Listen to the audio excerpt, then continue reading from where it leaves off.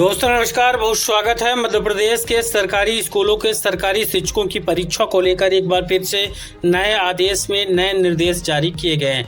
अगर आप भी सरकारी शिक्षक हैं और पात्रता परीक्षा जल्द ही होने जा रही है, उसमें बैठने वाले हैं, तो यह वीडियो आपको जरूर देखना चाहिए। परीक्षा पर अभी भी मध्य प्रदेश के ज़्यादातर शिक्षकों को संशय बना हुआ है कि परीक्षा होगी कि फिर स्थगित कर दी जाएगी।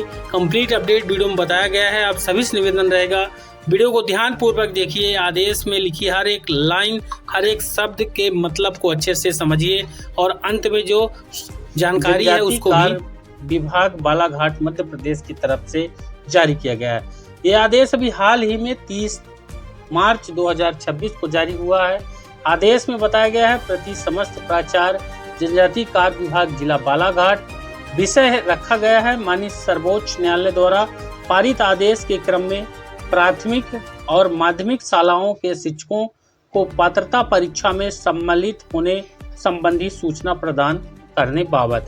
यदि परीक्षाएं होगी इस आदेश के तहत, और परीक्षाओं में जो नियम है वो यहाँ पर बताए हुए हैं। इसमें संदर्भ है आयुक्त जनजाति कार्य मध्य प्रदेश के 26 मार्च 2026 के आदेश का, साथ ही लोक शिक्षण संचालनालय भोपाल के 26/3/2026 के आदेश का।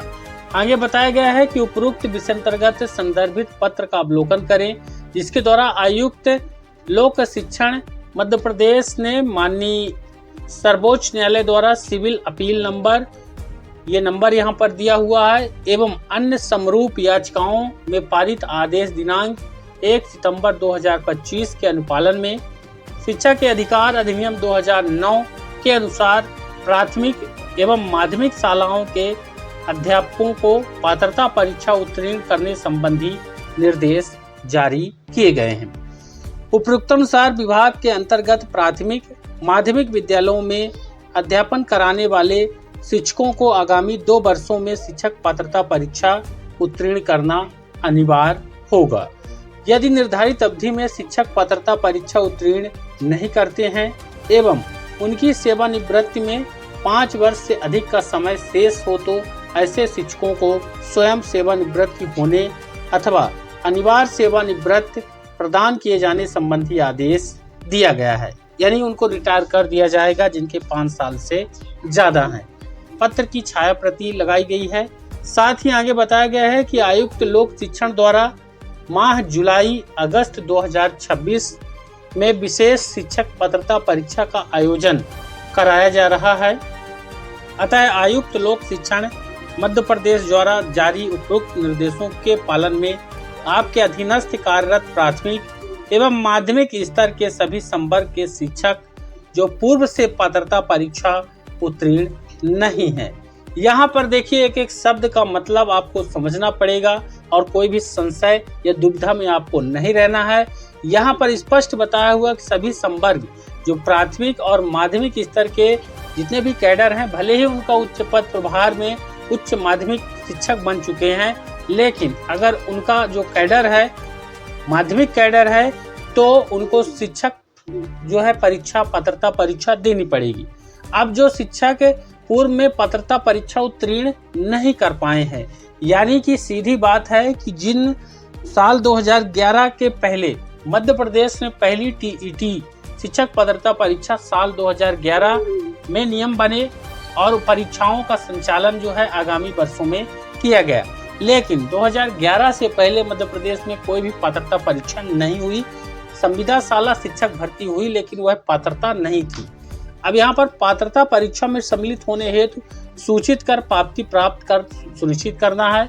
साथ ही ऐसे शिक्षकों की जानकारी इस पत्र के साथ संलग्न निर्धारित प्रारूप में इस कार्यालय को विशेष वाहक के हस्ते 6/4/2026 तक उपलब्ध कराना सुनिश्चित करें। यानी 6 अप्रैल तक की जानकारी यहाँ पर इनको भेज देना है। और जितने भी हैं अभी प्रपत्र आपको दिखाएंगे, उसको देखिएगा। और जो यह समझ रहे हैं कि शिक्षक संगठन आंदोलन करके या फिर कुछ भी स्टे करके यहाँ पर परीक्षा स्थगित करा देंगे, तो आप एक चीज पर इसके पहले जो घटना हुई मध्य प्रदेश सरकारी शिक्षकों के लिए कि मध्य प्रदेश में ई अटेंडेंस लागू की गई और शिक्षकों ने इसका पुरजोर विरोध किया प्रदेश से लेके दिल्ली तक।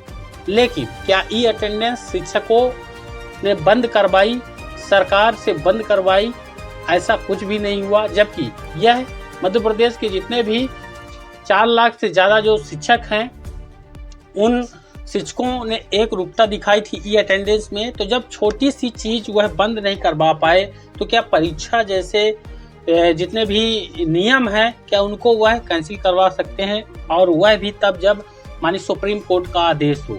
तो ये समझिए कि परीक्षा होना तय है। जो यह सोच रहे हैं परीक्षा नहीं होगी, वह भी परीक्षा की तैयारी में लग जाए अगर उनको आगे नौकरी करनी है सितंबर 2027 के बाद।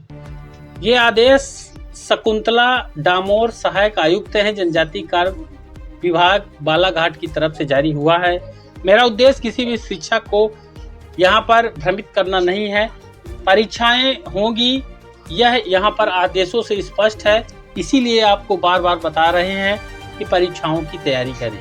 इसके साथ एक यहाँ पर सारणी दी हुई है जो कि आपको देखना चाहिए, जिसमें प्राथमिक और माध्यमिक स्तर के शिक्षकों की पात्रता परीक्षा में सम्मिलित होने संबंधी जानकारी यहाँ पर प्रपत्र लगाया गया है, जिसमें लोक सेवक का नाम लिखना है, वर्तमान मूल पद लिखना है, कार्यरत शाला का नाम लिखना है, डाइस कोड लिखना है, संकुल यहाँ पर वेतन आहरण केंद्र, यूनिक आईडी देना है, फिर यहाँ पर एम्प्लॉय आईडी देना है जो कार्यालयीन है, मोबाइल नंबर देना है, जन्म तिथि देना है और प्रथम नियुक्ति दिनांक देना है, नियुक्ति के यहाँ पर पहचान देना है और पात्रता परीक्षा उत्तीर्ण हैं या नहीं है, और यहाँ पर रिमार्क ये देख सकते हैं। ये पूरा जानकारी यहाँ पर देना है। यानी इससे क्या होगा, जिन्होंने पात्रता यहाँ पर पात्रता परीक्षा जब हुई साल 2011 में है, तो उसके पहले जो 2005 और 2008 को लेकर शिक्षक संगठन या शिक्षक लोग बोलते हैं कि हमने परीक्षा पास कर लिया है। तो यहाँ पर देखिए, आप समझदार हैं, नियमों और आदेशों से पूरा संचालन होता है, बातों से कुछ नहीं होता है। जो पात्रता परीक्षा मध्य प्रदेश में 2011 में हुई, उसको 2005 में कैसे कोई शिक्षक पास कर सकता है? ये 2008-9 की भर्ती पर कैसे कोई शिक्षक पास कर सकता है? इसलिए पात्रता परीक्षा अलग है, टीईटी और संविदा शाला शिक्षक भर्ती ये अलग है। पहले संविदा कैडर था, 2 परीक्षाएं हुई थी 2005 और 2008 में, तो 5-6 भी कह सकते हैं, 8-9 भी कह सकते हैं, क्योंकि नोटिफिकेशन आता है 8 में और परीक्षाएं 9 में होती हैं। यहाँ पर देखिए कुछ टिप भी दी हुई है। कॉलम नंबर 13 में दी गई जानकारी हाँ होने की स्थिति में संबंधित शिक्षक का प्रथम नियुक्ति आदेश और पात्रता परीक्षा उत्तीर्ण प्रमाण पत्र, यानी जो परीक्षा पात्रता किया है उसका सत्यापित छाया प्रति अनिवार्यतः संलग्न करना।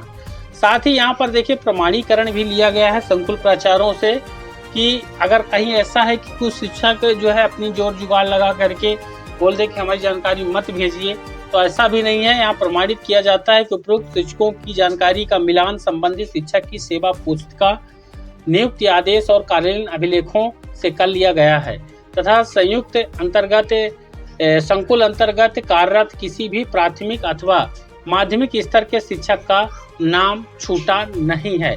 और यहाँ पर सिग्नेचर करना है हस्ताक्षर प्राचार्य के, यानी